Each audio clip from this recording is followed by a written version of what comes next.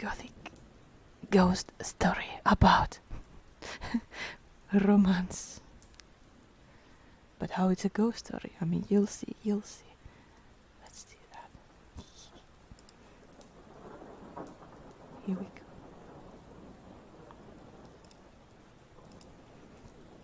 go. Uncle Abraham's romance. No, my dear.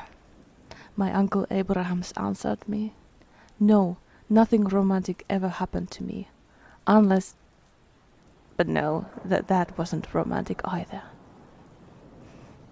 I being 18, romance was the word. My Uncle Abraham was old and lame. I followed the gaze of his faded eyes, and my own rested on a miniature that hung at his elbow chair's right hand. A portrait of a woman whose loveliness even the miniature painter's art has been powerless to disguise. A woman with large, lustrous eyes and perfect oval face. I arose to look at it. I had looked at it 100 times. Often enough, in my baby days, I had asked, "Who's that, uncle?" Always receiving the same answer. "A lady who died long ago, my dear." As I looked again at the picture, I asked, "Was she like this?" "Who?" "Your romance." Uncle Abraham looked hard at me. "Yes," he said at last, very, very like. I sat down on the floor by him. "Won't you tell me about her?" "There's nothing to tell," he said. "I think it was fancy mostly, and folly, but it's the realest thing in my long life, my dear." A long pause. I kept silence. "Hurry no man's scuttle" is a good motto, especially with old people.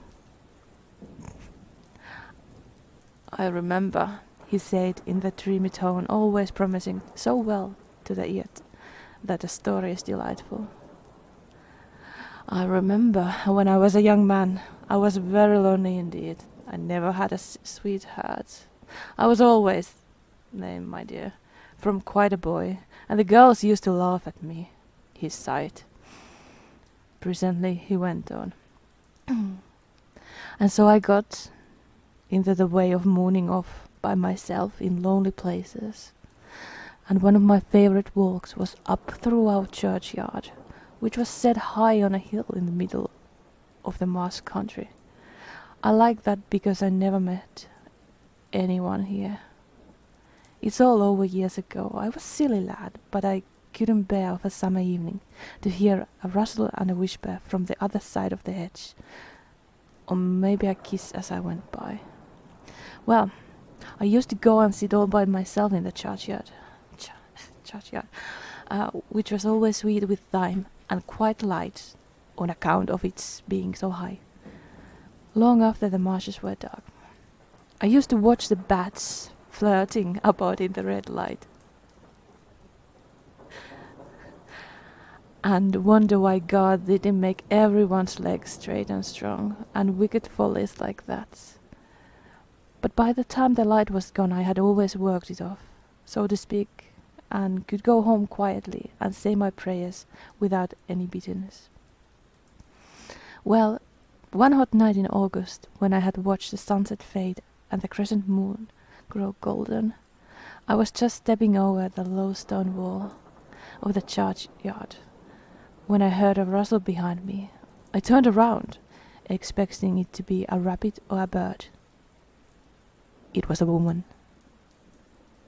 He looked at the portrait, so did I.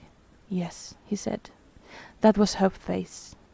I was a bit scared and said something, I don't know what, and she laughed and said, "Did I think she was a ghost?" And I answered back, and I stayed talking to her over the churchyard wall till it was quite dark, and the glowworms were out in the wet grass all along the way home.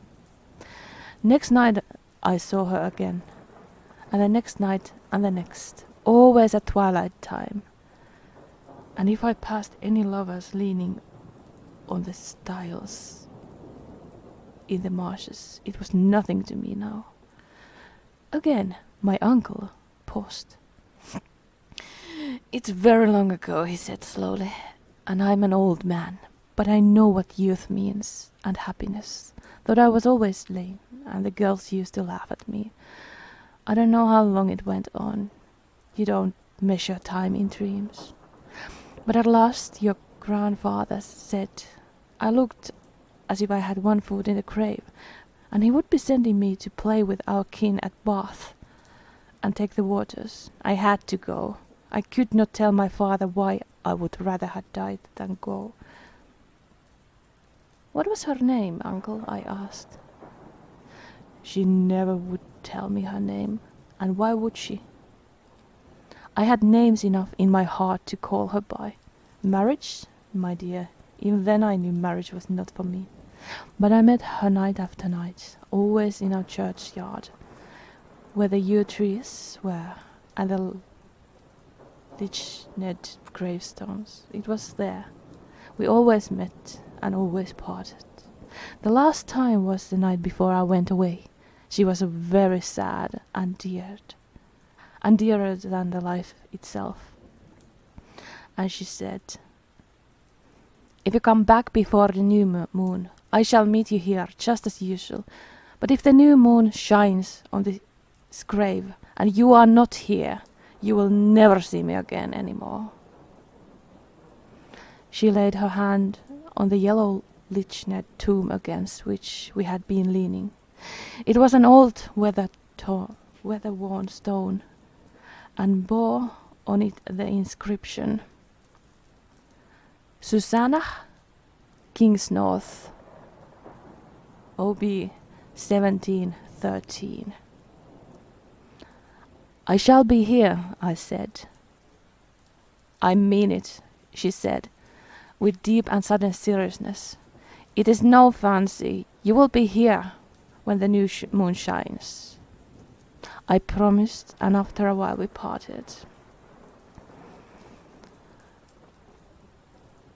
I had been with my kinsfolk at Bath nearly a month. I was to go home on the next day when, turning over a case in the parlour, I came upon that miniature. I could not speak for a minute. At last I said, with dry tongue and heart beating to the tune of heaven and hell, "Who's this?" "That?" said my aunt. "Oh, she was betrothed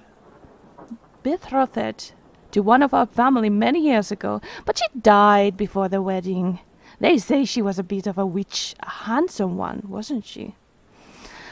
I looked again at the face, the lips, the eyes of my dear and lovely love, whom I was to meet tomorrow night, when the new moon shone in the tomb in our churchyard.